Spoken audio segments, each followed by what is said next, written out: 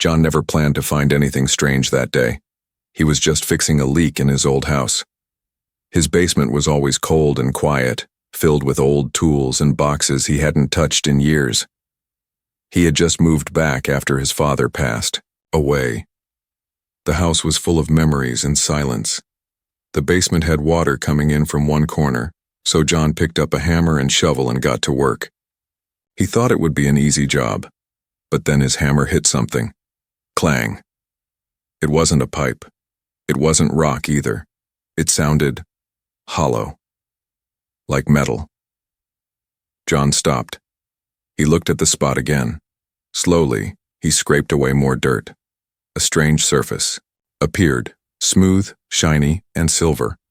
It was shaped like a long box. He frowned. What the hell is this? His heart started beating faster. Carefully, he dug more. Soon, he uncovered the whole thing. It was a metal pod, about the size of a persoon, and it was glowing. A soft blue light pulsed from its surface like a heartbeat. There was a small round window at the front. John brushed away the dust. Then he froze. There was a face inside. Not a human face.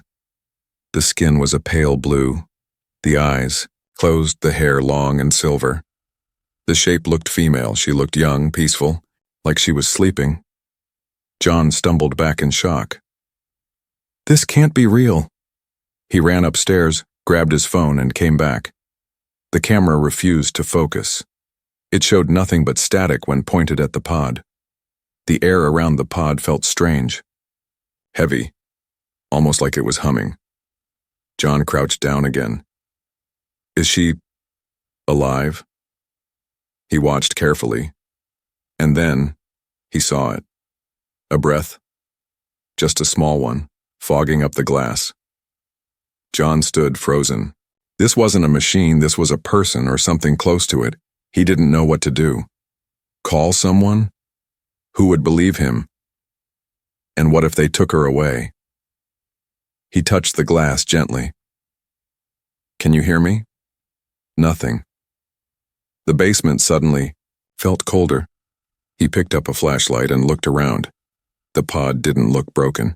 It looked like it had been buried, on purpose. Why was this hidden under my house? He thought about his father. He had always been secretive, never talked about where he got his money from in the old days. Was this connected to him? John stayed beside the pod for hours. He didn't dare leave it. He touched the side, looking for a button or switch. There were strange symbols etched along the base, none he could read. Then, as the clock hit midnight, the pod moved. It made a small, hissing sound. The glass began to glow slightly. John jumped back, heart pounding. Then he saw her fingers move. Her hand twitched once, then again. Her eyes didn't open, but her chest rose and fell quicker now. Something had changed. The symbols on the pod lit up, moving like flowing light. John grabbed a blanket and placed it nearby. He didn't know why, he just felt she might need it. Suddenly, the pod made a loud click and stopped. The lights faded. The hum was gone. Silence returned. John didn't sleep that night. He sat at the stairs, eyes on the pod, waiting for something else to happen. But nothing did. Morning came. The sunlight peeked through the small basement window. John finally walked down and checked again. Her eyes were still closed, but now her hand was resting on the glass right where his had been. John barely slept. He stayed near the basement door all night, listening for any sound from the pod. His thoughts were a mess. Was she human? Was she dangerous? Why was she buried under his house? When the morning light broke through the small window, he stood up and walked slowly down the steps. The pod was silent again. No glowing lights, no humming. Just stillness. But then he saw it. Her hand had moved. It was resting against the glass where his hand had been hours ago. Like she had reached out in her sleep. John crouched beside the pod. Can you hear me? Nothing. He leaned in closer, and that's when her eyes snapped open. Two bright silver eyes stared right at him. John gasped and fell backward. She didn't scream. She didn't move, she just stared. Her chest rose and fell quickly like she was trying to breathe faster. Then, her lips moved. Not words, just sounds. Strange, soft, broken syllables. Sure. Then, John held up both hands. It's okay. You're safe. You're in my house. She blinked. Her eyes darted around the pod. She seemed confused. Scared. John pointed to himself. John. She looked at him, then pointed weakly to herself. Valari, she whispered. Her voice was soft, almost musical. The pod gave a soft click again. Slowly, the glass door began to rise with a hiss. A cold mist spilled out like smoke. Valari coughed as the fresh air hit her. Her body was thin, her skin glowing faintly blue. Her clothes were silver, like soft armor, and they shimmered in the light. John stepped back. You need help? She tried to sit up, but her legs gave out. She collapsed forward. John rushed in and caught her before she hit the ground. Her skin was ice cold. But she was light, too light for someone her size. He wrapped her in the blanket. It's okay. I won't hurt you. Valari looked up at him. Her silver eyes were full of confusion and fear. No. Home, she said, slowly forming words. It's okay, John said gently. You're safe here. But she didn't seem comforted. She looked at the ceiling, then at the walls. Her hands gripped his shirt weakly. They follow, she whispered. John blinked. Who? She shook her head slowly. Her hands trembled. Bad ones. Smell. Me. John helped her lie down, on a soft blanket on the basement floor. Valari closed her eyes for a moment, then opened them again, wider this time. She reached for her wrist. A small bracelet lit up with blinking lights and symbols. John watched in silence. She touched the device and then froze. No, she cried softly. Signal. John stepped forward. What do you mean? Valari's eyes widened. She stared at him, then pointed up, toward the ceiling. They know now. I'm awake. A chill ran down John's spine. Something outside howled. It was faint, but not normal. Valari curled up tighter in the blanket. They come. John locked the basement door and looked out the window. The world outside was bright, calm, and normal.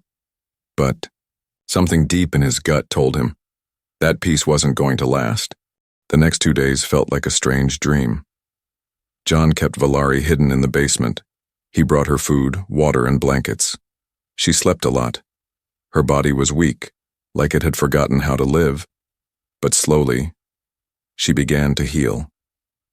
Her voice became clearer. Her skin grew warmer. Her silver eyes started to show something new. Hope. Every night she asked John the same question. Still quiet? Still no ships? And every night John would nod. Nothing yet. But on the third night, the sky changed. It started with a shimmer, not a flash, not a sound, just a shimmer, like a heat wave in the stars. Valari saw it first through the basement window. Her face went pale. Too late. They know I live. John looked. What is it? She pointed at the sky. Hunter signal. They scan. They smell. My life. He frowned. But we're safe here. Valari shook her head. No. They don't walk. They hunt with scent. Sound. Blood. That night, John couldn't sleep. He sat on the couch with a baseball bat in one hand and a flashlight in the other. And then it happened. At 3:21 a.m., the power cut out. The house went black. No lights, no hum of the fridge, just silence. Then, knock, knock, knock. Not at the door. At the window. John grabbed the bat and tiptoed to the living room. A man stood outside. Tall, black coat, clean suit, a small metal badge on his collar. Hello? The man called softly. Sorry to bother you. I'm Agent Kylan from the government's Space Safety Division. John didn't open the door. There's been a crash in your area, the man said with a polite smile. Some debris may have fallen near your property. Can I come in and look around? John shook his head. Didn't see anything. Try the neighbors. The man smiled wider, but his eyes didn't smile. I think you did, he said quietly. John stepped back. I'm calling the sheriff, he said, but his phone was still dead. Outside, the man tilted his head. Then he said something that froze John's blood. Valari, bring her out. We don't want to break the house. John's grip tightened on the bat. How do you know that name? But the man just smiled, and his eyes changed. They went from blue to pitch black. No pupils, no whites, just black orbs. John slammed the door shut and locked it. Then he ran to the basement. Valari, they're here! She sat up at once, her eyes full of fear. No more hiding, she said. Now we run.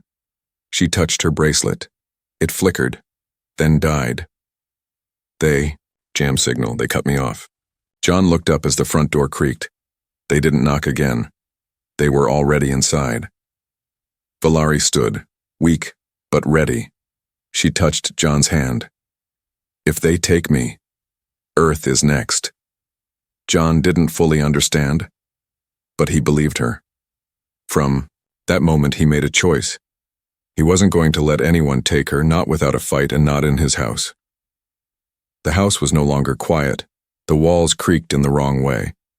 The windows stayed cold even when the sun was out, and every night John felt it, eyes watching from the woods. Valari stayed hidden in the basement. Her energy was still weak, but she helped as much as she could. She showed John how to build. Barriers, strange symbols drawn with chalk and drops of her blood. They glowed faintly when danger came near. Don't step outside after dark, she warned. They hunt when the stars are sharp. John didn't understand what she meant, but he obeyed. On the third night after the strange visitor came, John checked the outdoor cameras he had set up. One of them showed something strange. A black shape moved between the trees. It was tall, thin, with long limbs that didn't move like a man. It stayed still for hours when watching his house. Then the next day, things got worse. All of John's tools went missing from the garage. The chain on the basement door was cut. Message was carved into the wall. Letters burned into the wood. You have touched what is not yours. John didn't show Valari the message. She already looked tired. Her skin was dimmer now, her voice quiet. That night, John set up a trap. He used Valari's tools, small cubes that reacted to motion. She called them light mines.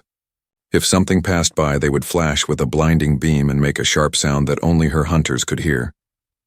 John placed them along the stairs, the hallway, and around the basement door. Then he waited. He sat in the basement, near Valari. Holding a crowbar, she watched him. You should run, she said softly. They won't stop. John didn't answer. He stared at the stairs, and then, at 2:37 a.m., it began. The hallway lights flickered, then died. A deep clicking sound echoed through the house. Not footsteps, not breathing. Something else. The cubes activated. Flash. A loud scream, not human, shook the walls. John ran up, crowbar in hand, and saw it. A tall, shadowy figure crouched by the kitchen door. It had 4 arms and skin like stretched black leather. Its eyes glowed yellow, and its mouth had no lips, just teeth. It turned to John, hissed, and lunged. John swung the crowbar, hitting it hard. It screeched and fell back, crashing into the UA. Light mine behind it. Flash! Another scream, this time weaker. The creature dragged itself away through the back door and vanished into the night. John stood shaking, breath frozen in his chest. Valari limped up the stairs. It was a Scyther. One of the trackers, she said. They found me. She looked at John's bloody arm where the creature had slashed him. You fought one and lived. John chuckled, half in pain. I'm a handy man, he said. We deal with rats and roaches all the time. Valari smiled. Weakly. You are more than that now. Outside, the night returned to silence. But now John knew the truth. They weren't just being watched anymore. They were being hunted. The next morning, the house was quiet again, but not safe. John sealed every window, every door. He barely slept. His arm ached from the claw wound and his mind kept replaying the creature's face. Valari sat by the small basement window, her silver eyes watching the sky. Her strength was returning, but slowly, too slowly. We need more time, she said, but time is the one thing we no longer have. That same day, at exactly noon, a black van pulled up outside. No noise, no engine hum, just sudden appearance, like it had blinked into place.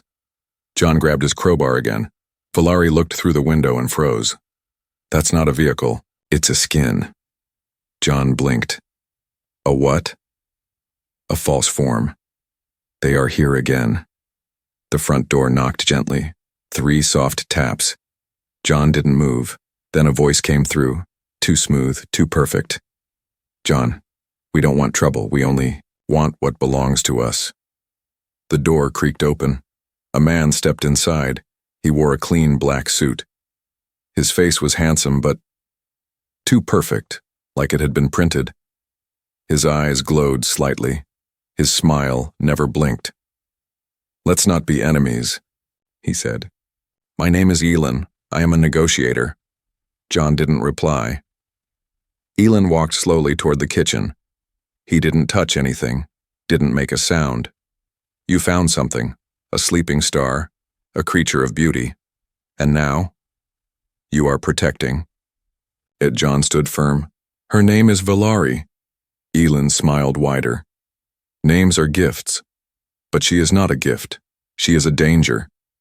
John laughed bitterly. Danger? She's done nothing but heal. Elin tilted his head.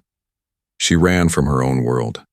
Not because she was weak, but because she was powerful. Too powerful. Her kind locked her away. John frowned. You're lying.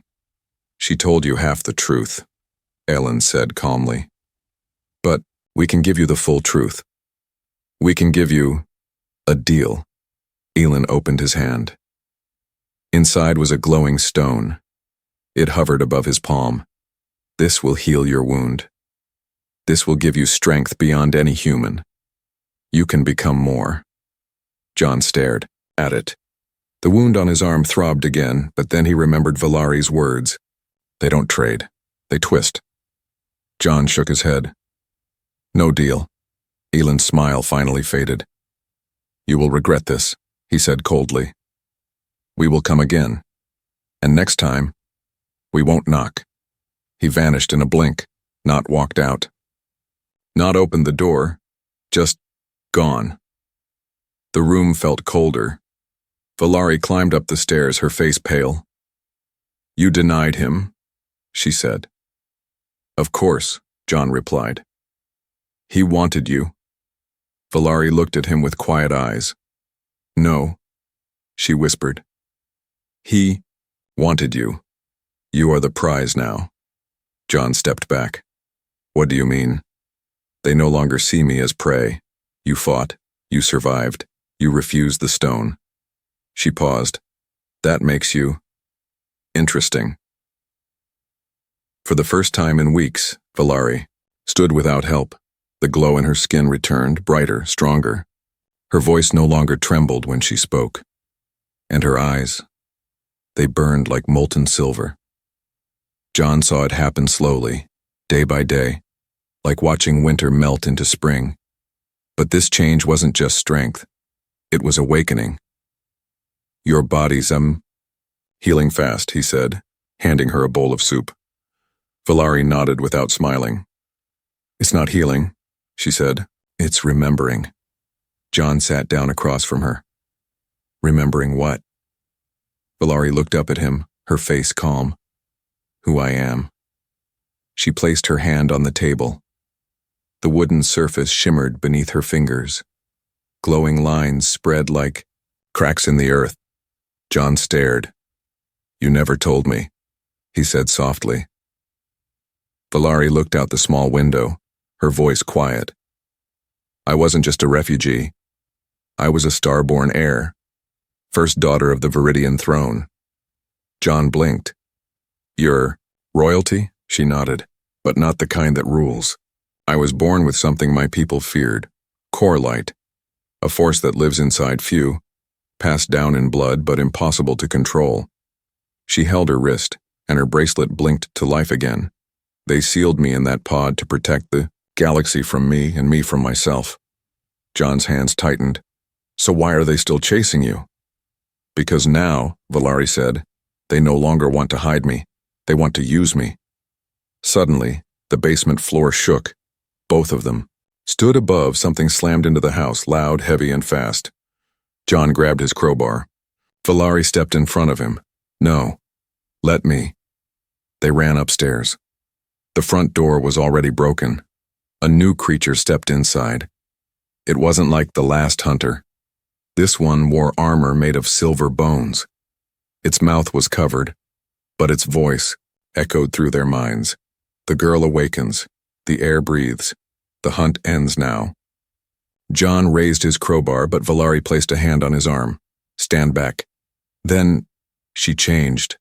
Her hair lifted into the air. Her skin turned from pale blue to pure white. Light poured from her eyes, chest, and hands. She rose off the floor, her feet no longer touching the ground. The creature stepped forward. Valari raised one glowing hand. By the light of Viridia, she whispered, I rise, and the room exploded with light. Windows shattered, walls cracked. The hunter screamed, not with pain but fear. It tried to run, but Valari moved faster than thought. She didn't touch it, she only looked at it, and the creature fell, burned, from the inside out. Ash. John covered his face from the heat. When he looked up, Valari stood in silence. Her light faded, slowly. Her feet touched the floor again. She fell to her knees. John ran to her. Valari, she was breathing fast. Her voice shook. I held back. I had to. If I didn't, this whole house would be gone. John held her close. You saved me. Valari looked at him, tired, glowing, but smiling for the first time. No, she whispered. You saved me, the moment you chose not to run. But far above them, something else had seen her light. Something far worse than the hunters. And it was coming fast. The light was seen across 3 states. Satellites picked it up. Birds flew in strange circles. The earth shifted slightly under its own skin. But deep in a quiet forest, in a house with cracked walls and glowing dust on the floor, Valari was barely breathing. John sat beside her, holding her hand. You used too much, he whispered. You nearly burned yourself alive. Valari tried to speak, but her voice was only a whisper. The signal was released. They're coming. Who? John asked. She opened her eyes slowly. My people and those who want to own us all. 30 minutes later, the sky split open. A tier of violet light appeared above the forest. From it, ships descended, like blades of silver and flame. Some bore the mark Valari had worn on her bracelet. Others were darker, sharp-edged, with red, lights pulsing like a heartbeat. John stood outside the house. His crowbar was still in his hand. Pointless now, but it made him feel human.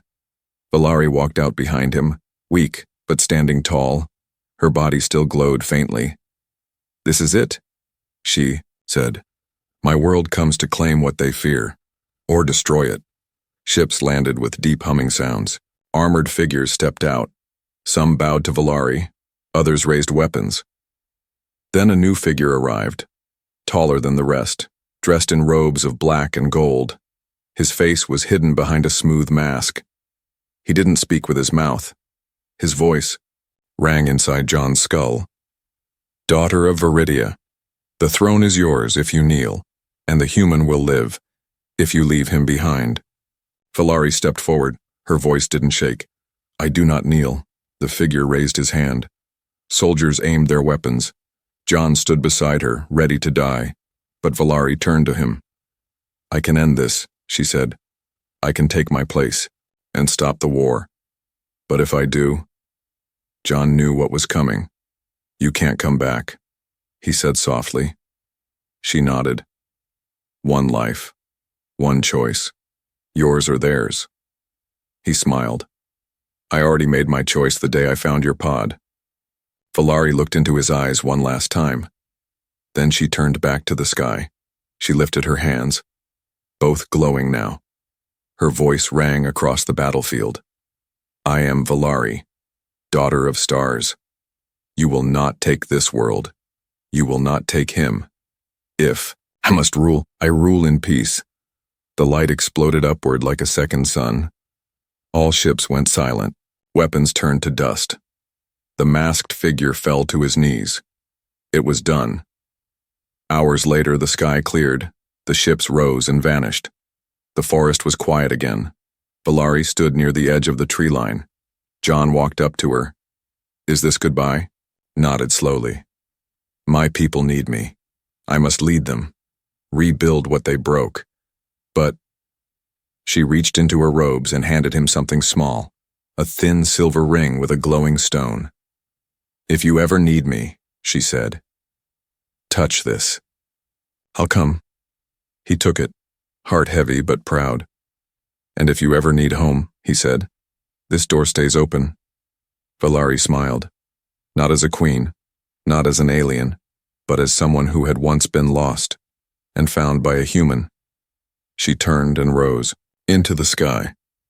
As John watched her disappear into the clouds, he whispered, guess I wasn't just fixing a basement after all.